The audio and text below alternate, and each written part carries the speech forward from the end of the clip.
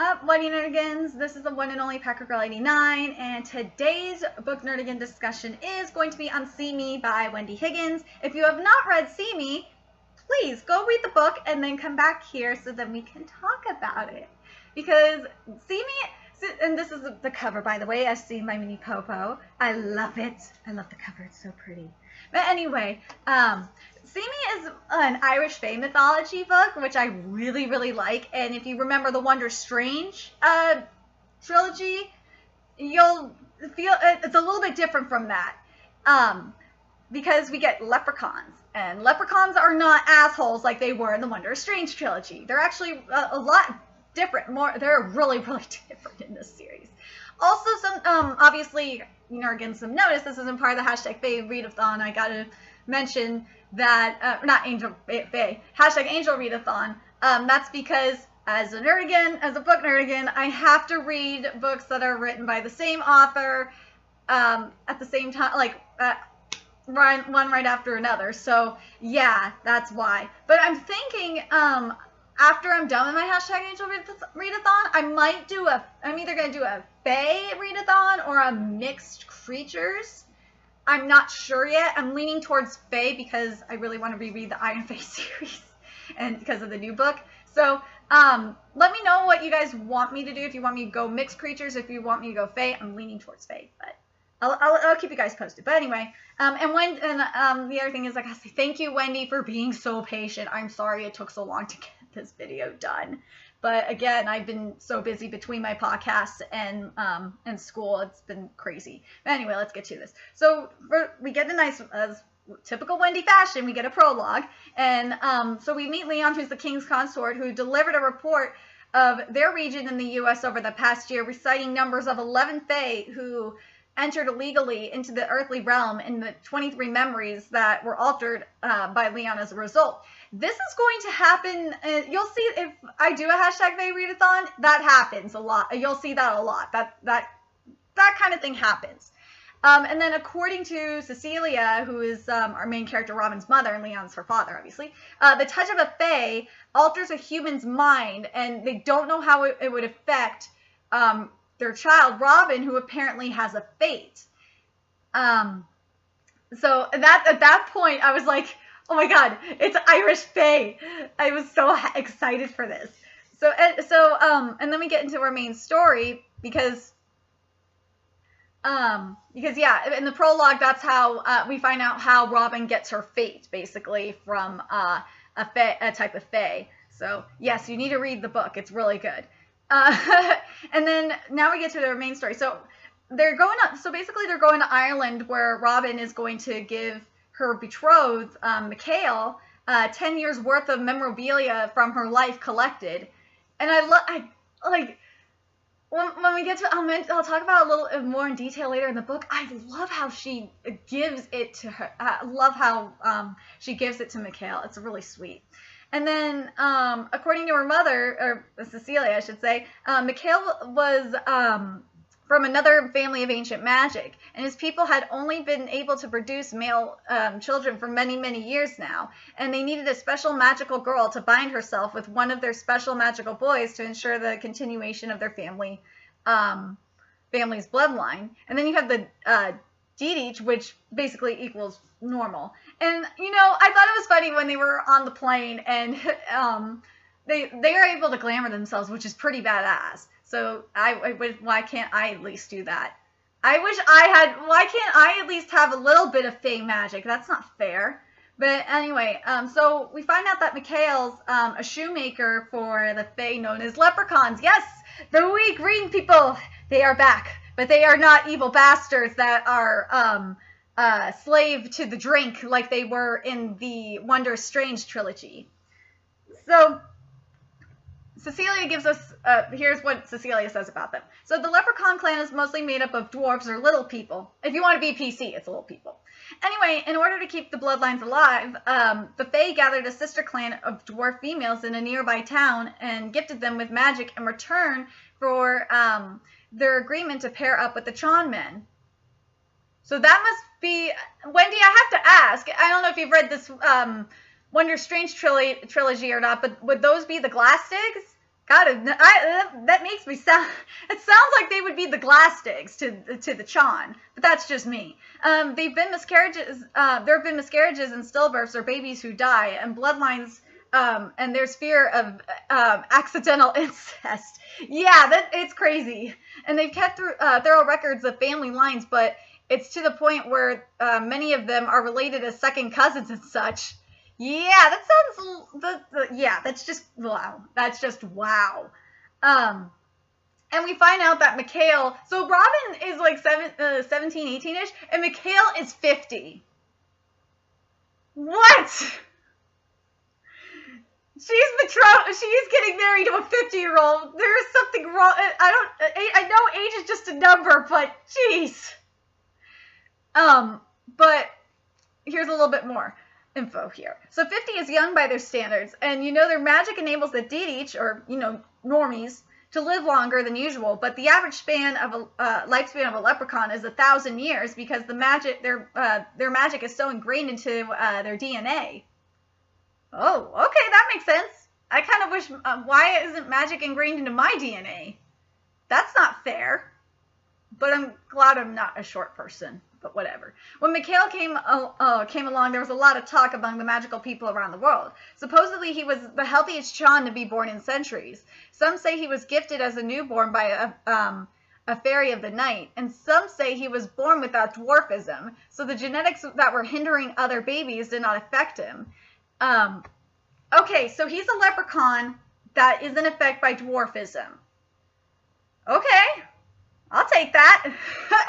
Fact is, the Chan and Fae both agreed that Mikhail was their best chance at strengthening the clan lines again, and they wanted a magical female whose bloodlines had never crossed before, who had never before crossed with the Chan.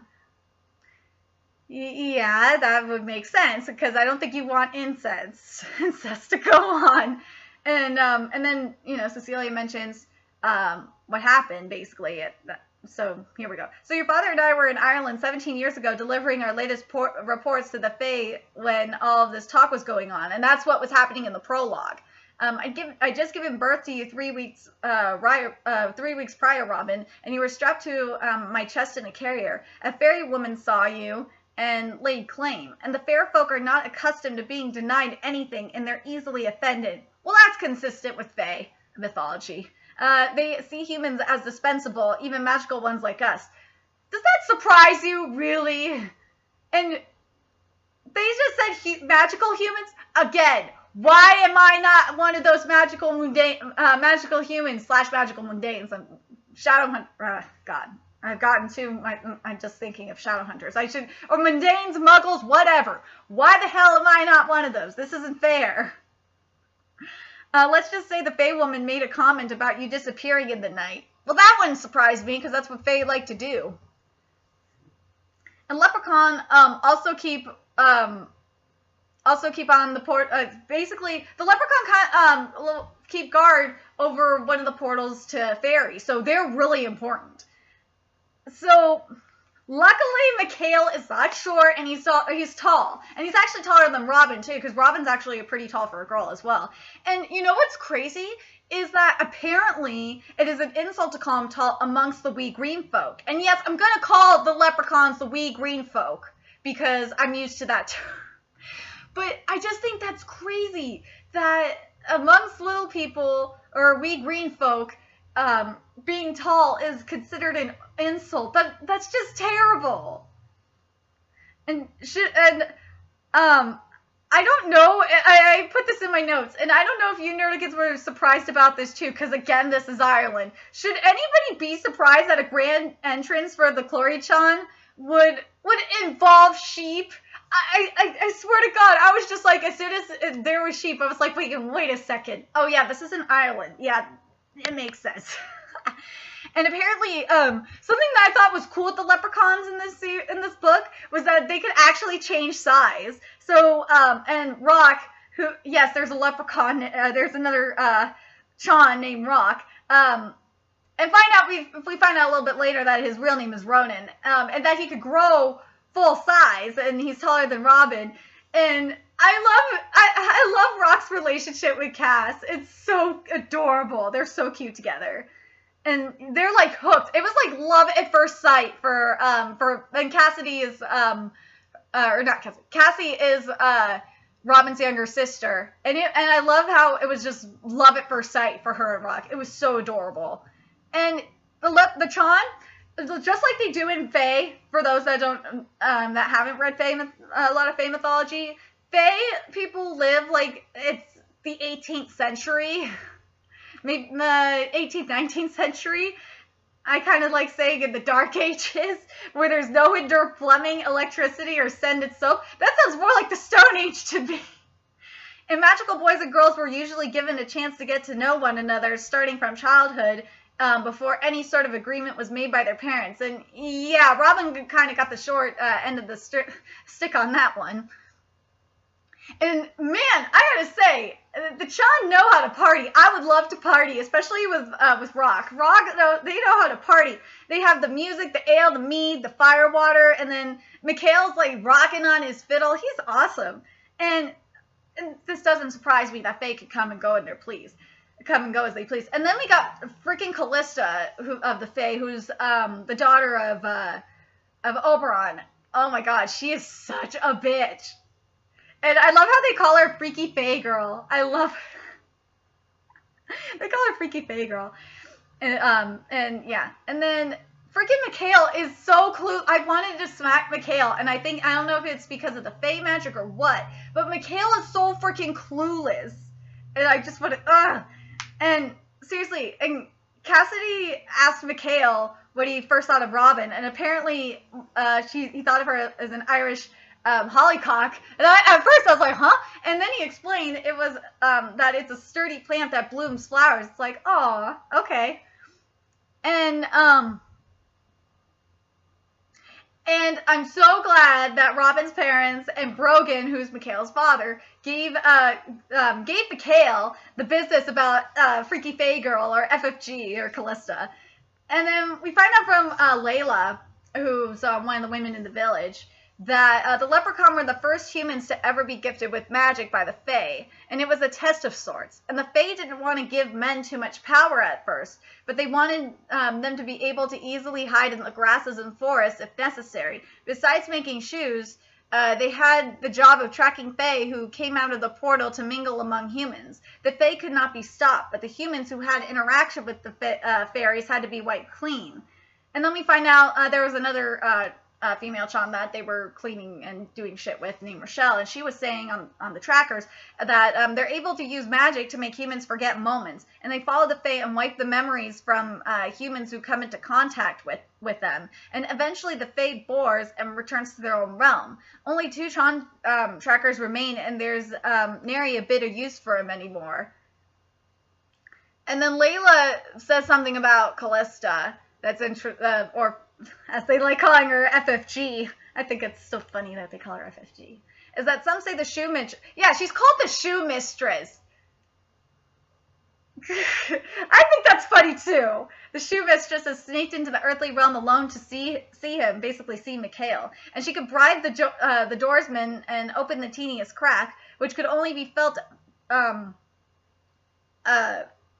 by people standing nearby at the moment of the opening, and if she snuck in during the night, there would be no one around.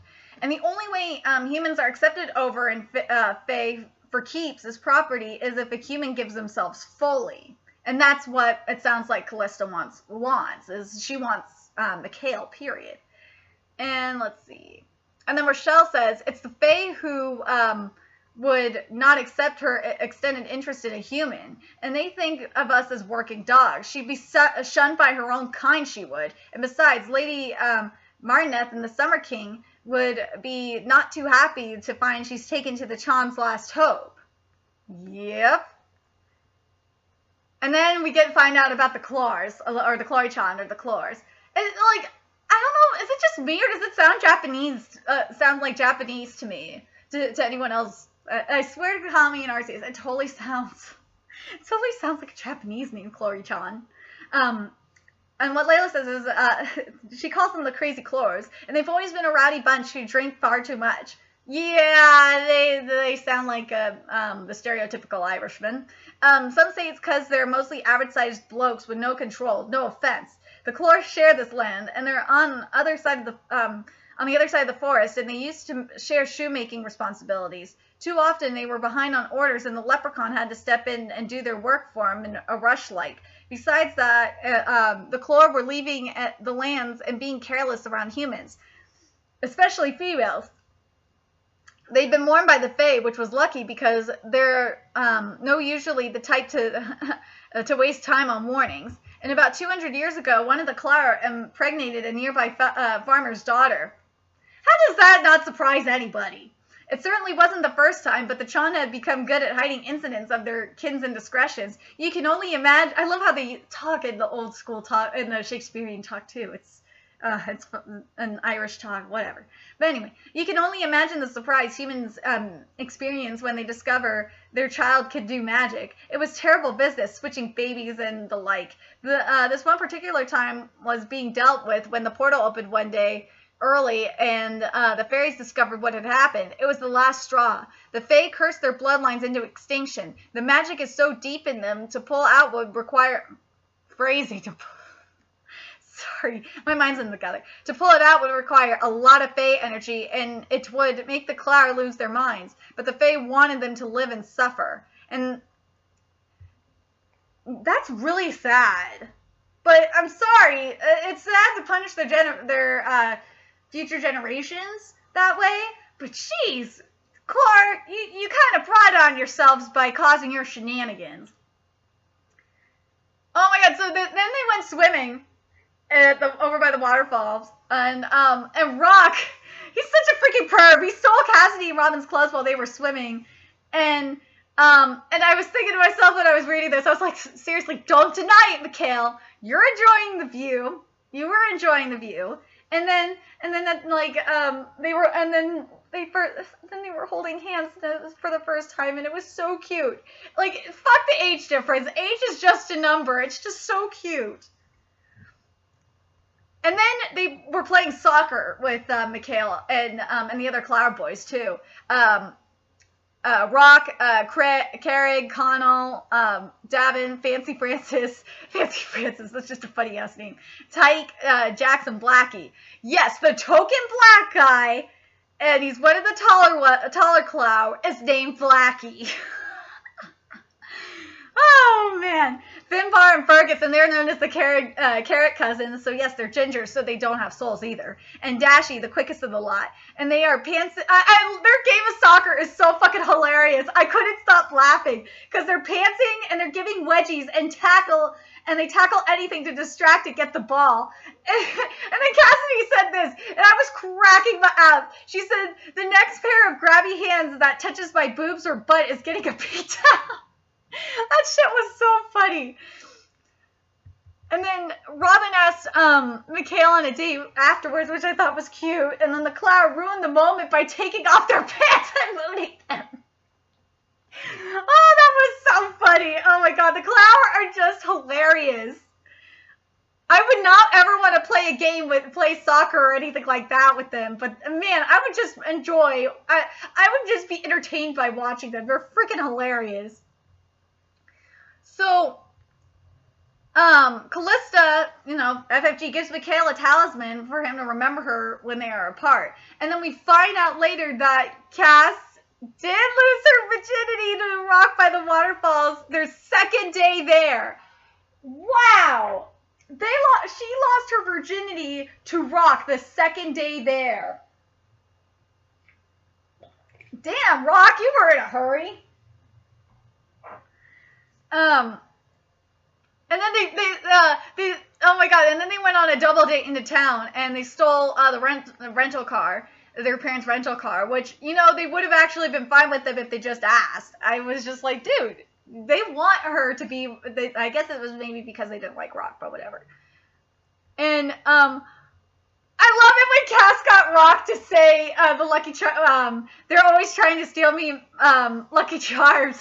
That was so funny. And then Cass saying they're magically delicious. At that point, I was just dying. I was laughing so hard. And then they were Cass used her charm to get shirts from the local blokes, and then they glamored their pants, obviously. And then they were dancing in the club, and Mikhail and Robin had their first kiss, which was so cute. Oh my god, it was adorable. And then the second date they went on, oh my gosh, and I loved how it was written. And you guys need to read it for that reason. That Robin gives Kale all of the things in the bin, and it looks like they're in love. It does, because Mikhail explains to her that gifts is like for the Chon, when you give a gift to them, it's like giving them a part of yourself, and that's what made it even more special. And that's when Robin really fully decided she wanted to give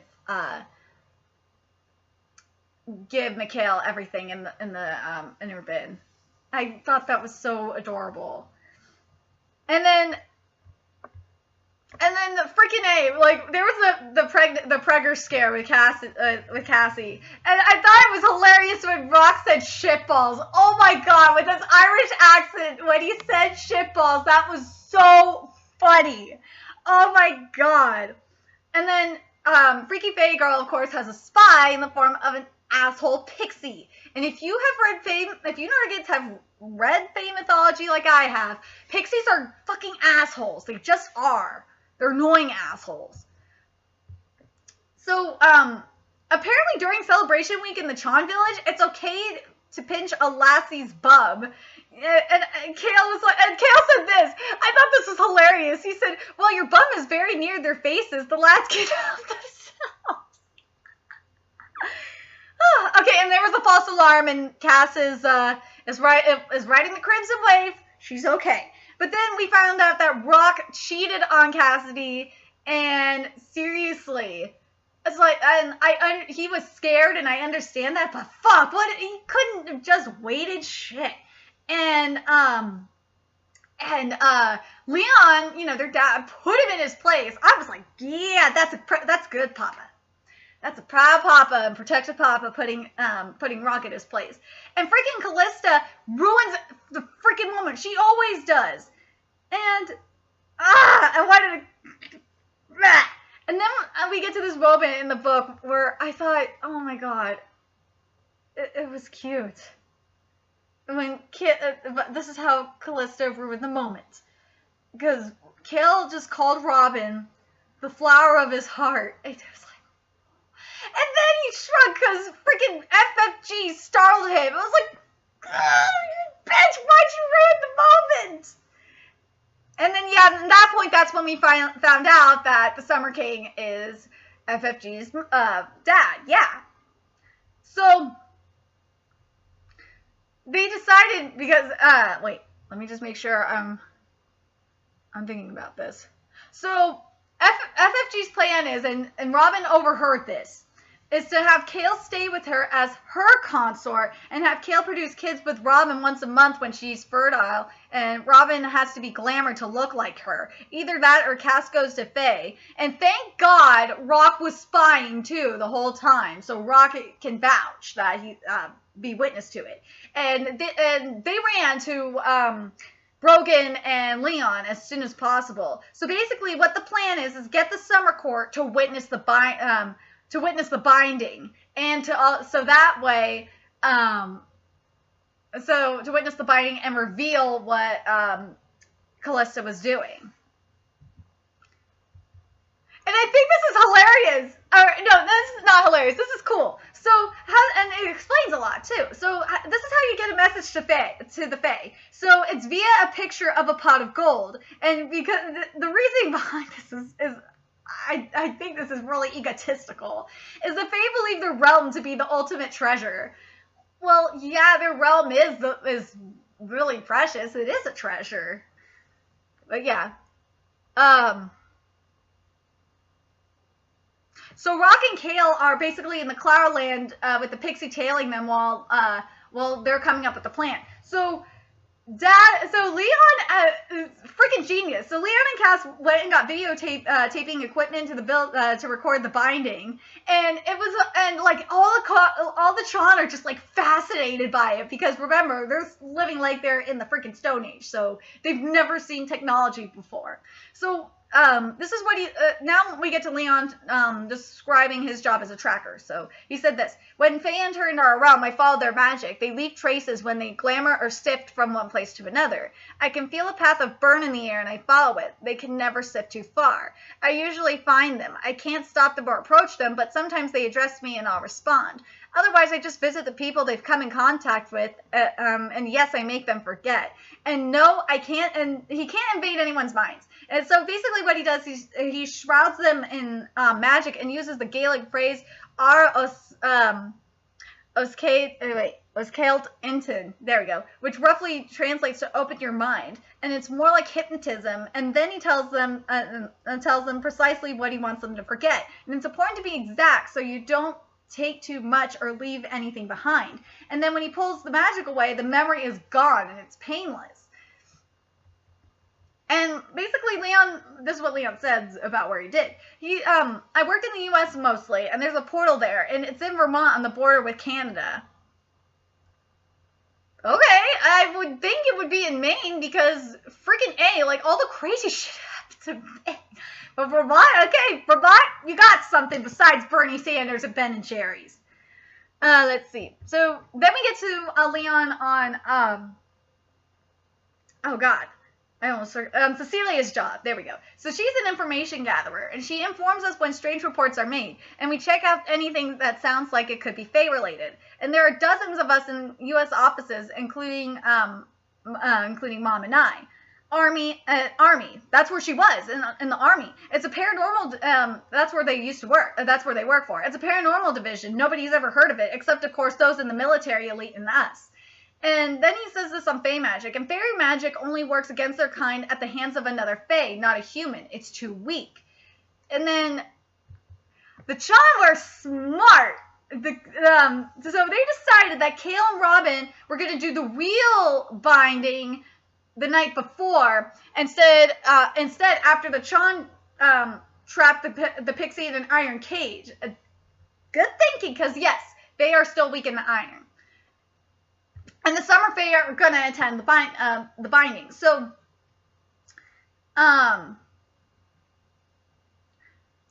So Mikhail is wired and the plan is set. So Mikhail was to get footage of FFG as soon as possible after the Fae arrived. And then once everyone settled, the fake binding would commence, followed by the special entertainment. And cue the footage of FFG revealing her master plan to the Leprechaun and Fae alike. And then it was up to the Summer King what to do.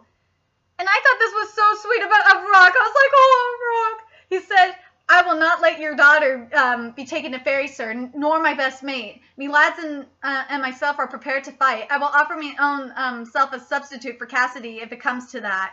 And the look on Leon and Cecilia's face was so priceless. I was cracking up. It was great.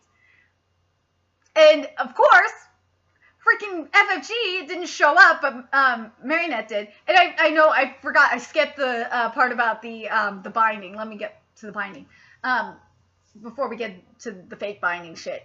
The binding that they did was, oh my god, it was so. The ceremony itself was beautiful, and the writing was beautiful, and they partied after they were bound in fabric and stuff like that, and then. And then Robin went to Mikhail's house, obviously in his room, and obviously they did their thing, and that's when they were officially binded. And it was so romantic when she woke up the next morning, when the writing about when she woke up the next morning and stuff like that. I thought that was so sweet. And Mikhail didn't want her to leave. I was like, oh, they're so cute. I love them. They're so cute together. But anyway, if you want more details, go read the freaking book. Let's see. So now fast forward and getting back to Plan B here. So what's going on is Kale and Robin are going to go to Fae with the guide, which is basically the Fae Prince, and give the princess her talisman back at the Summer Gala because that's where she's at. And FFG, and then when they're there, FFG says, nothing changed, Mikhail the Leprechaun, until you dared enter my realm with her. You are the one who has broken our agreement. Now I am forced to break mine. I will have you, and you and your precious betrothed will be punished. My fair folk will have her sister as a gala gift this very night. And then she alters the prince's memory, which is a big no-no without the Summer King permission. And that the prince will want to bring Cass into Fae and have no feeling but of admiration for FFG, which is the opposite of what he's feeling, because he wants to be with Callista, you know, of FFG. So I love what the king said when the Callista comes in and she was talking about the pixie. Hold on a second.